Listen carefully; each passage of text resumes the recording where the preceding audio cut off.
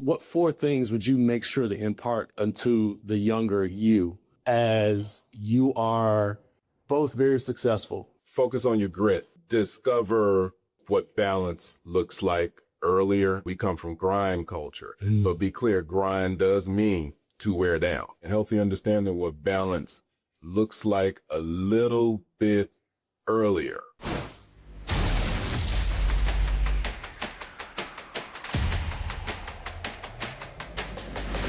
If you're going to be powerful enough to set boundaries for others, you got to set them for yourself too. Nobody cares about your situation as much as you do. Yeah. As a young entrepreneur, as a young business professional, the excuses that you are going to ultimately have for not producing, if you don't get it done, understand why you didn't get it done and go and tell who you need to tell that you didn't get it done, exactly why you didn't get it done. And honestly, if you're a real hustler, you figured out now exactly what you need to do.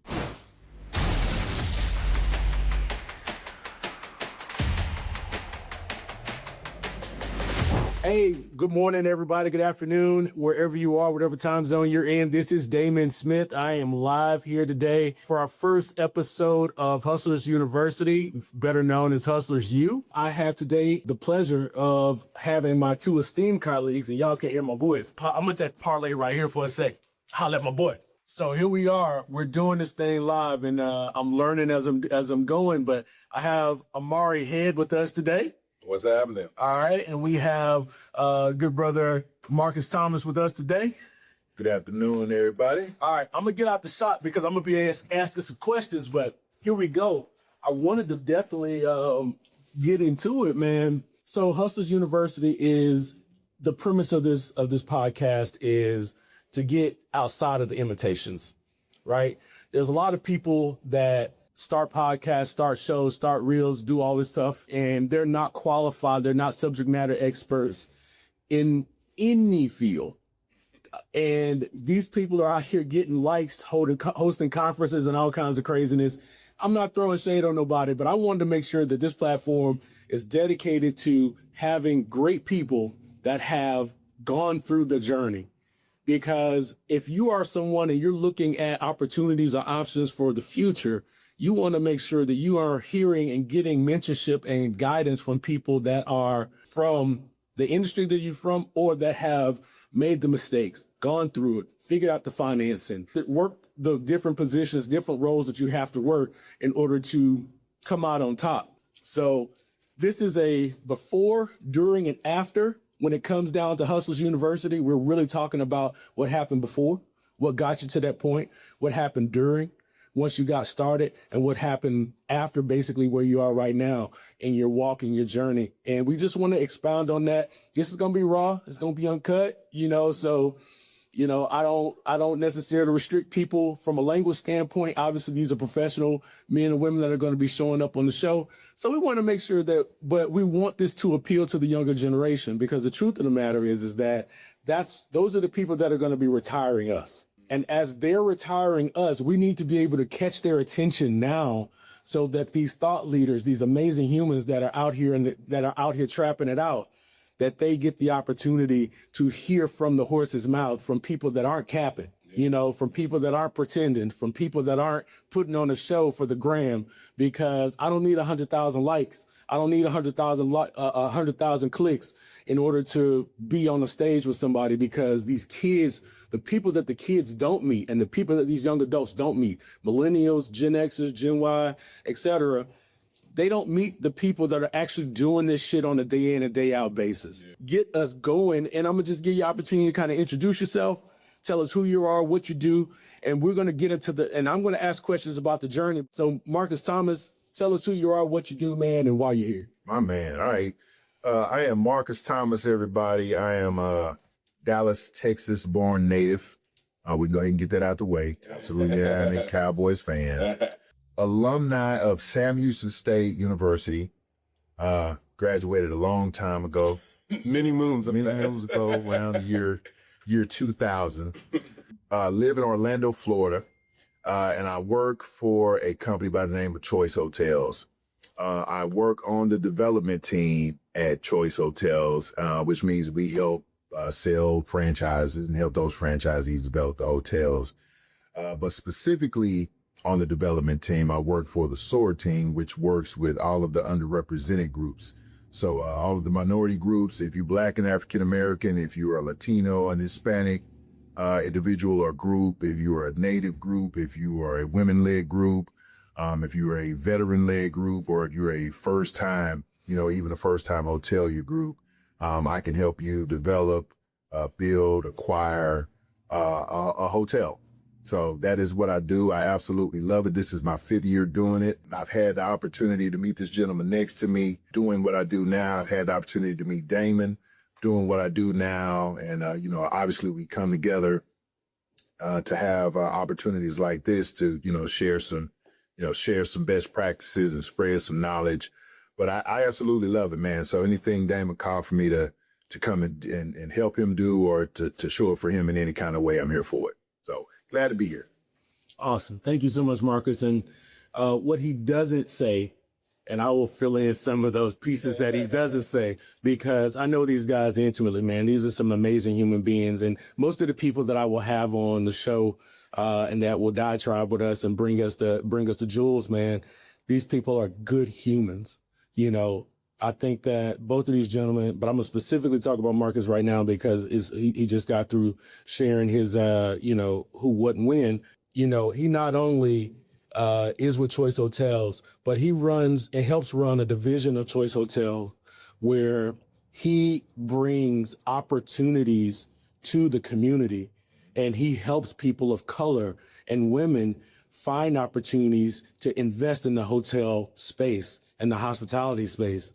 And a lot of people you guys have watched me and heard me for years and years and years talk about investing in hospitality and stuff like that. But this is one of because to call him a tool would be like completely downgrading the nature and the human that he is. He really brings people to the table to get them into a position to create legacy. Absolutely. And, this is not a podcast about black and white. I don't get into the politics of, this side or that side. This is the politics of what we talk about is, hustling. Yes, sir. We all about hustling. Hustling. I know Indian brothers that are hustlers. I know Arab brothers that are hustlers. I know Black brothers, Native American brothers and sisters that are hustlers. We are hustlers, and that's what we want to focus on. Yes. So thank you so much, Marcus, for being such an extraordinary human being and for always being in a position and having a heart of service to help other people. Thank you so much, man. Omari Head, what you got, man? Tell us who you are, what you do, and why you're here. Yeah, man. I'm the brother that forgot to mute his phone before we started. Omari Head, originally from the south side of Chicago. So born and raised there. Found at a very early age that I wanted to go into the hospitality business. I didn't really fully understand what it was. My mama said, you like to travel, you like to talk to people, you should think about hospitality.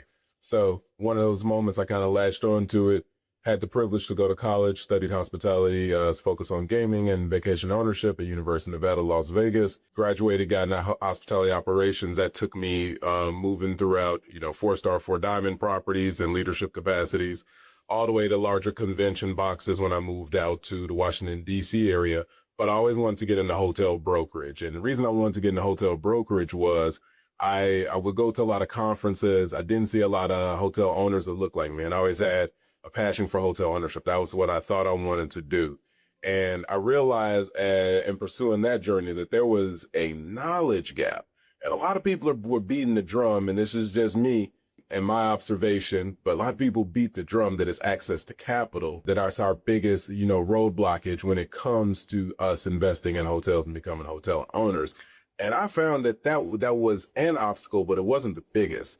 The biggest one was we're not in traffic. We're not we're not with the flow of information as it relates to deals. I had never seen a Black hotel broker. And at the time that I decided to jump into hotel brokerage, I was one of 3 in the country. I think we may be up to like 9 to 12 now. Again, the number is still, it's again, the whole country, my brother. is low, right? So you start thinking about it. Hotels sell all the time, but there's not a for sale sign in front of it. So again, my background is figuring out how to make a way out of no way. You know, what does that hustle look like? I used to sell CDs and DVDs and rides in my car and cut people's hair. And, you know, but there's an opportunity to get out there and solve. So I had a great opportunity to become a broker. And I may fast forward, you know, 300 plus transactions later, over $1.2 billion, probably in valuation, you know, been able to come across. Wait. Pause, man. I don't like to interrupt folks. This is your interview, but man, what you said, $1.2 billion?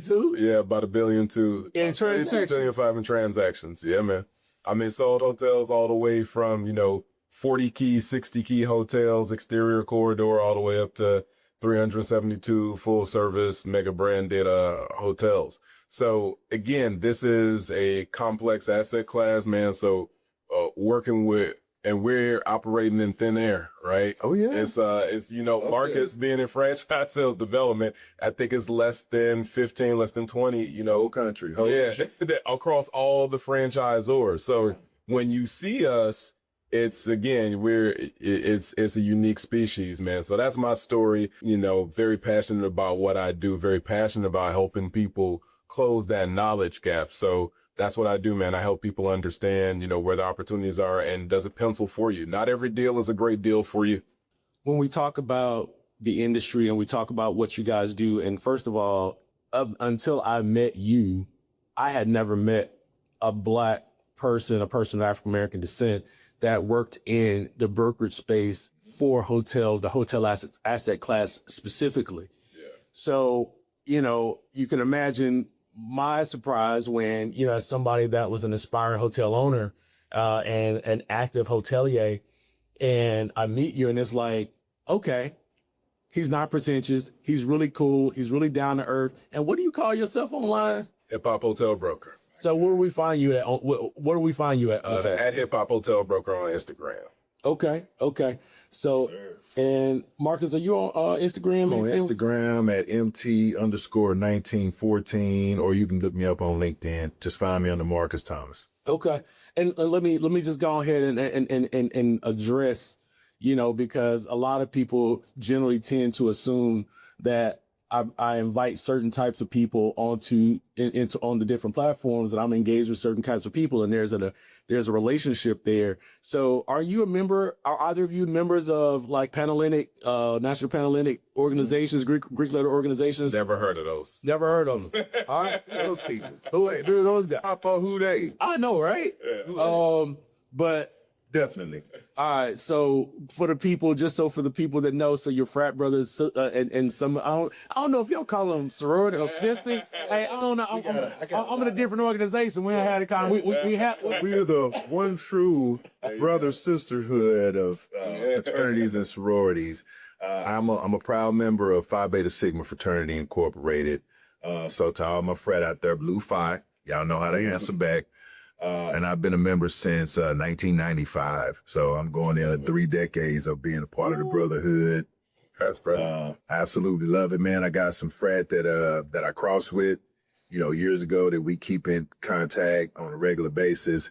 And, you know, and I will say this here, when I first got into the Greek family, for me, it was Phi Beta Sigma or bust. But as you live your life, as you grow older and you meet and come across people, I run across brothers like this gentleman here. I run across brothers like Damon that aren't necessarily my fraternity brothers, but they are definitely my brothers. So Well said. proud to know y'all, man. absolutely. Well said. Amari. Brother Alpha Fraternity Incorporated. Okay.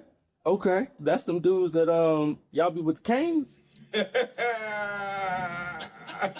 Not the I cane. will let that go now. I will let that go. No walking canes, no cocaine. Had some canes at one point. Staff. Staff. That was a staff involved. To my recollection. Yes, You know? indeed. And as everybody, if you're tuning into this, you know that my colors are for our podcast are black and gold. I'm a member of Alpha Phi Alpha Fraternity Incorporated. I do not discriminate when it comes down to my Greek brothers and sisters because the great thing about what we do as Greeks once we become post-grad is that we learn that we're amongst very elite small groups that are living and operating within even smaller elite groups. Yeah, correct. So as a member of a micro group, Yeah. we find ourselves, because you are a member of a Greek letter organization, it's not a disqualifier to do business with you or to interact with you, but it helps because I realize that you've gone through a process. Absolutely. And you've had the stick-to-itiveness enough to go through that process and complete it. Yeah, so I just signed some paperwork. I did a couple of weeks. Yeah. Record. All I did is paperwork. We're not gonna get into that part of it because I don't want to get. It was just signing the paper. I don't want to get no flack from the international organizations. Right. But on to the next one, man. Look, so since Omari just wrapped up, I'm gonna give it to you, Omari. So the question that I have for you, man, is as we're talking about a hustler. Yeah, man. You're from Southside Chicago. Absolutely. Hey, man, tell me about being a hustler from the Shire. It was a lot about, taught me about how to carry myself, how to move. It was recognizing that hustler tends to have a negative connotation, but it's really, what is it? It's people say in sports, you got to hustle, right? So they mean move fast, move with intention. Mm-hmm. So it was the intentionality behind your actions towards your aspirations. So for me, the hustle was figuring out, I knew that, there was some people I was around that may have sold dope, and it was like, okay, that's your business. I'm not into pushing the poison on people that look like me. But it was figuring out what were the opportunities for you to make a way. What were the opportunities for you to make the best out of your circumstances? I didn't have the hardest childhood. I never beat that drum of, from the streets and all this other type of stuff. But I'm from a unique environment. And I had privileges, and the hustler in me did not squander my privilege. Man. Right? I was privileged enough to grow up in a household with my mother who pushed education. My mother is a retired teacher. So that was very important. My late father was a principal. I listen to what people say, right? I take in advice. I digest it. I figure out how to make it applicable to me. That was the greatest hustle, is figuring out what your skill sets were and how do you apply it. I may not have the best reading comprehension, right? There were certain things I knew I wasn't going to be great at, right? But it was like figuring out what that skill set was. How do you become great at it? How do you figure out what field and where places that your value is needed? And how do you become a force multiplier in that aspect? So for me, being a hustler is everything. Is really having a vision.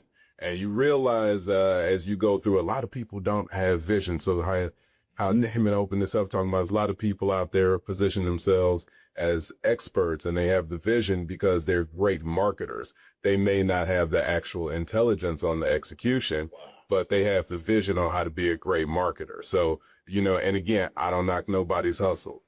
But again, like I said, that's just not the dope I sell. Okay.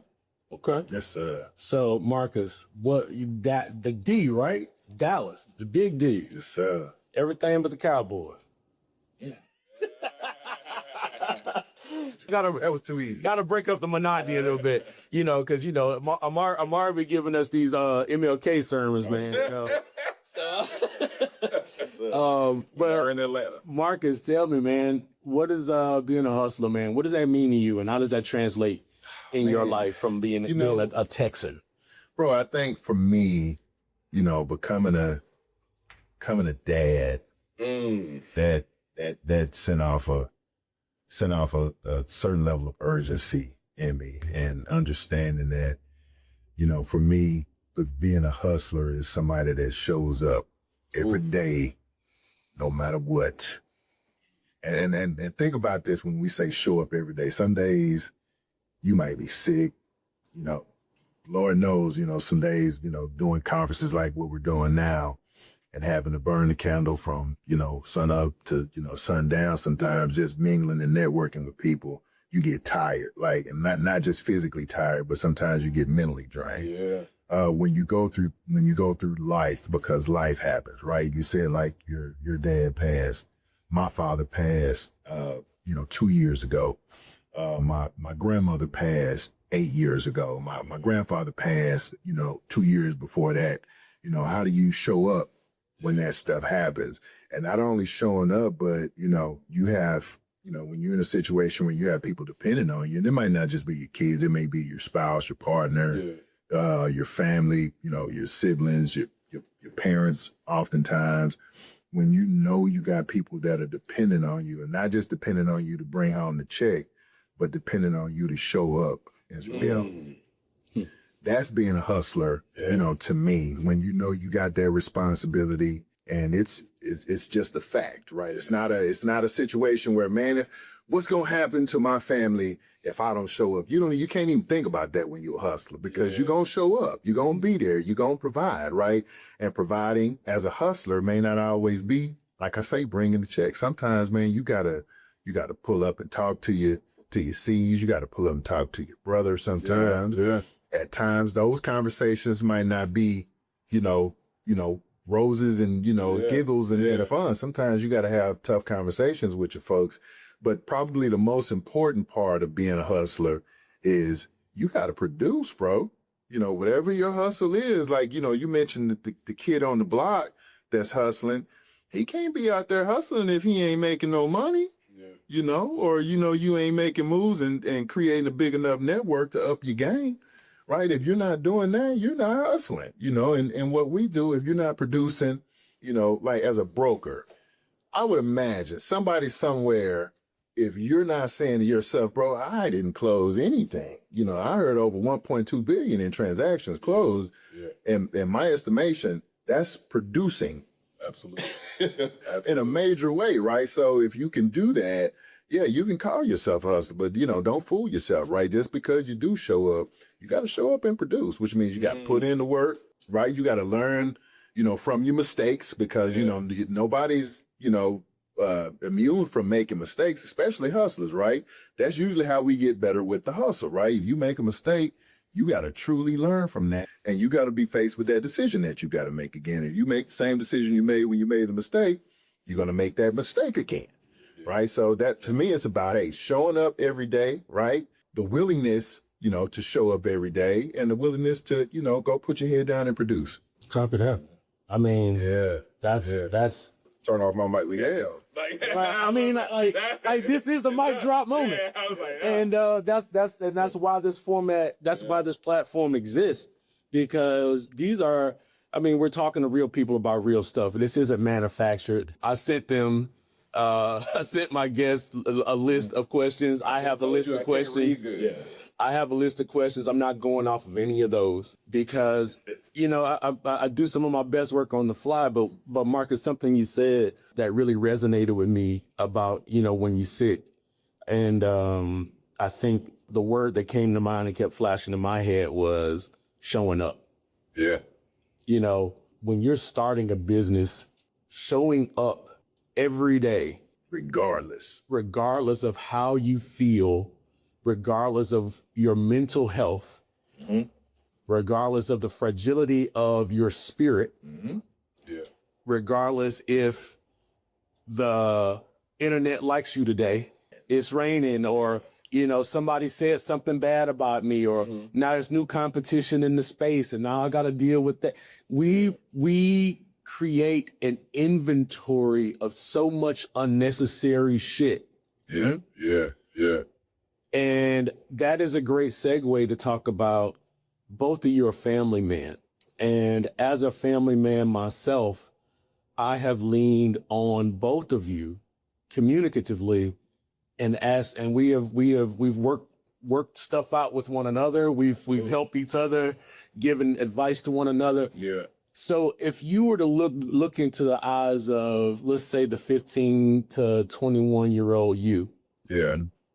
And you're talking to them about your journey, what 4 things would you make sure to impart unto the younger you, as you are both very successful, both good human beings, and both people that not just myself, but your community looks to as for guidance, for the lightheartedness, for the tenderness that you guys provide Because I'm around you guys a lot. And this is one of the things that I will say is that some people don't always look approachable and some people don't always seem like they're the kindest.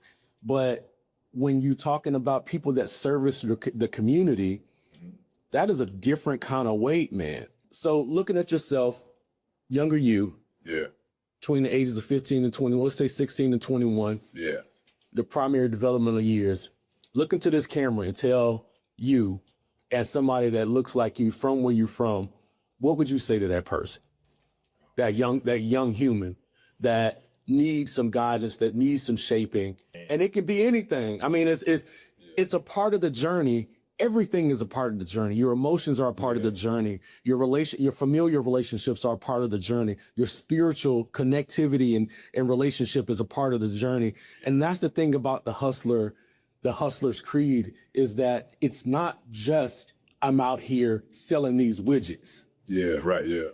It's really more than I'm doing anything for myself. Everything a hustler does is to feed the streets, feed the family, feed the people, because the people need it as much as you do. All right. Yeah. I would say if I was talking to my 15-year-old self, I'd say, hey, when you get to college, leave that girl alone at the alpha party. She's going to pick your pocket. Boy. All right? Keep your eye on her.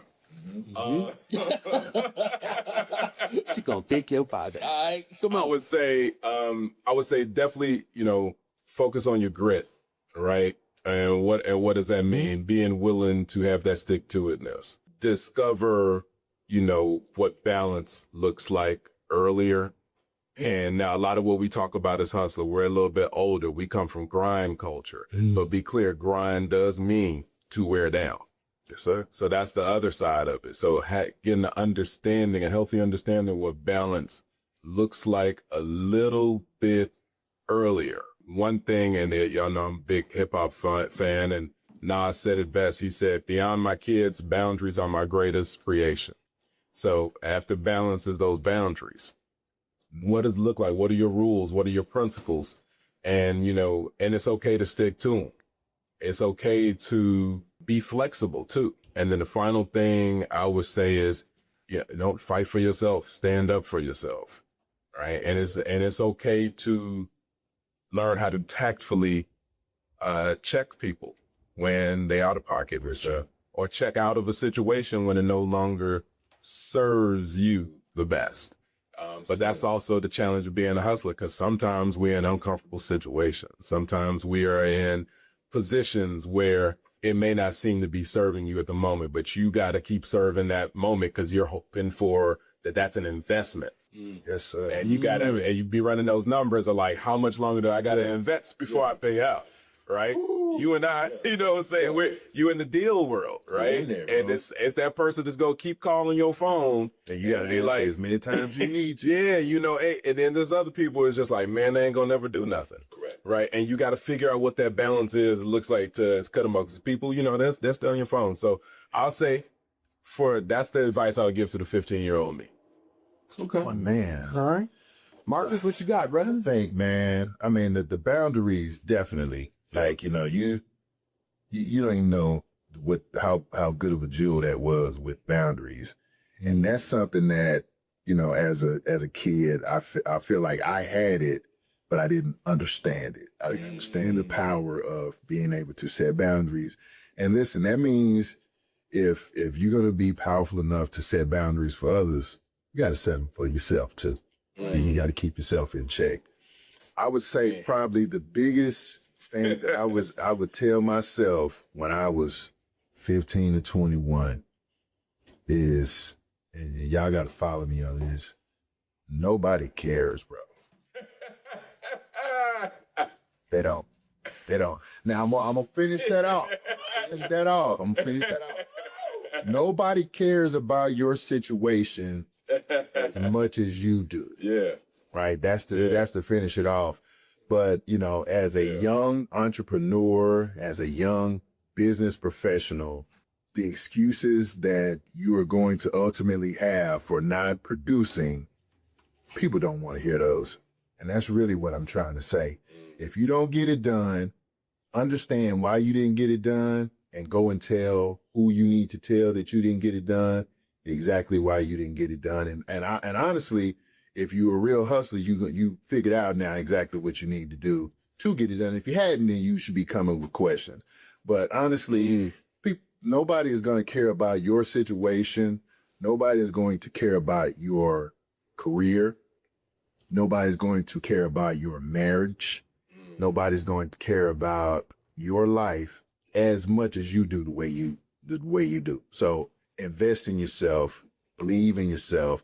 And which leads me to this right here. You have all of the tools inside of you to be great. Yeah.